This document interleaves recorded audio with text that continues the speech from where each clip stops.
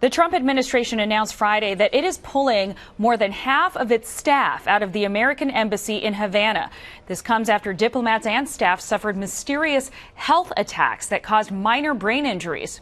Cuba has denied any involvement in the incidents. Margaret Brennan has the latest. Some very bad things happened in Cuba. Very bad things. The Trump administration warned Americans that it is not safe to travel to Cuba and yanked more than half of U.S. personnel from the embassy. The actions come almost a year after 21 U.S. diplomats staying at this and other Havana hotels reported hearing loss, dizziness, headaches, and difficulty sleeping. Some suffered traumatic brain injury. The attacks were first reported by CBS Radio's Steve Dorsey. Most of the victims that have come forward with symptoms from these attacks are men.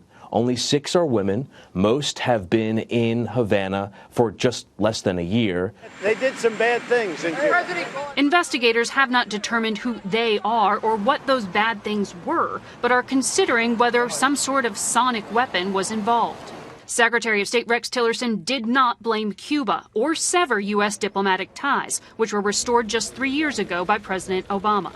Republican Senator Marco Rubio of Florida called today's embassy drawdown weak. He wants Tillerson to shutter the U.S. embassy, something the secretary said earlier this month he was considering. We have it under evaluation. It's a very serious issue with respect to the harm that certain individuals have suffered. Canadian diplomats suffered similar attacks, but their government is not warning against travel to Cuba. Today, Cuban official Josefina Vidal denied that the Castro government played any role and said it protects all diplomats in Cuba without exception. Stephanie? So, Margaret, how are U.S. diplomats and officials reacting to this plan to pull U.S. personnel out of Cuba?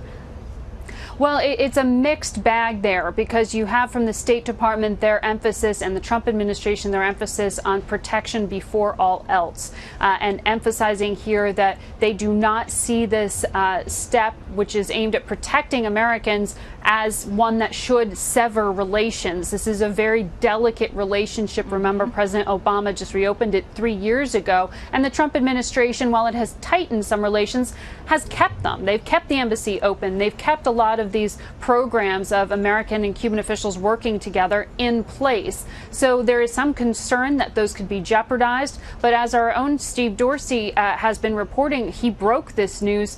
Some of his sources have been deeply frustrated that they felt that these initial symptoms, these initial health issues weren't dealt with quickly enough or dealt with seriously enough. And so there is some frustration, particularly among those on the ground. And this new travel warning from the State Department, which you alluded to when you said that Canada does not have that warning to its citizens, why did the State Department feel that was necessary?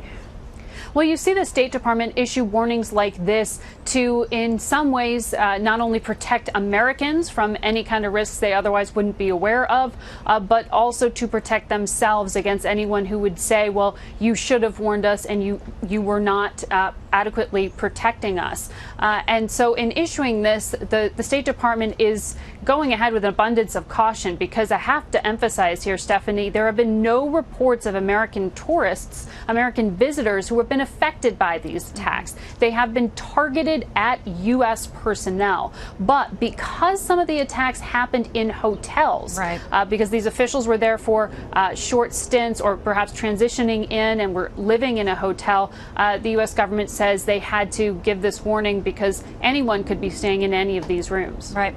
Senator Marco Rubio tweeted on Friday, Margaret, that, quote, some at State Department want massive drawdown of Americans at the U.S. Embassy in Cuba, but allow Castro to keep regime embassy in D.C. virtually the same. So Castro regime allows attacks on Americans, forcing us to draw down to keep them safe, but he gets to keep about the same number of people here. It's not a mystery how Senator Rubio feels about Cuba. But is there any indication, Margaret, that the U.S. will order Cuban diplomats to leave the states?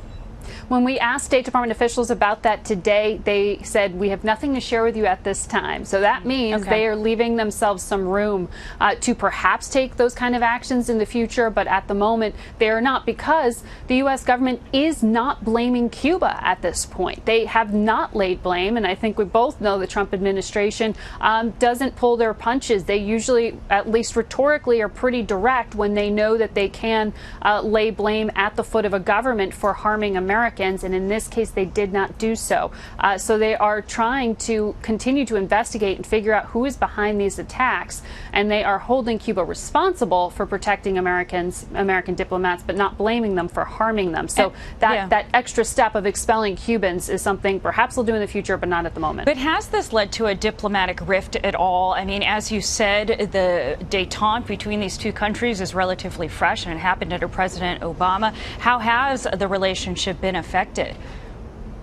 Well, there's no denying that this is going to have some impact. Our CBS presence on the ground in Havana, I was talking to our producer down there through the day saying, how are they covering things in the local news? And she said it was sort of slow, very careful, and just quick headlines, almost like they didn't know how to report this out at this point. And from what we've heard from U.S. officials who had confronted Cuban government officials about this for months, they had been told Cuban officials were surprised and really denied direct knowledge of any of this, and they continue to do so now. So you see, what I also want to point out here, Stephanie, is that these attacks, the timeline when they started at the end of the Obama administration, the Castro government was furiously signing these agreements with the Obama administration as they left office, all sorts of agreements, information sharing on trying to fight drug trafficking together, trying to do things where we have shared interests. So it doesn't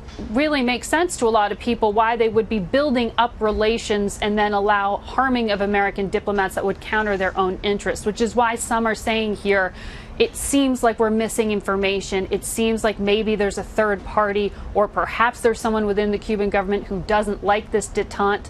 But bottom line is the U.S. government says if you didn't know, you should know what's happening on your soil. And if it is a third party, you need to help us find out who they are. Just a fascinating story. Margaret Brennan at the White House with the latest on that. Thanks, Margaret.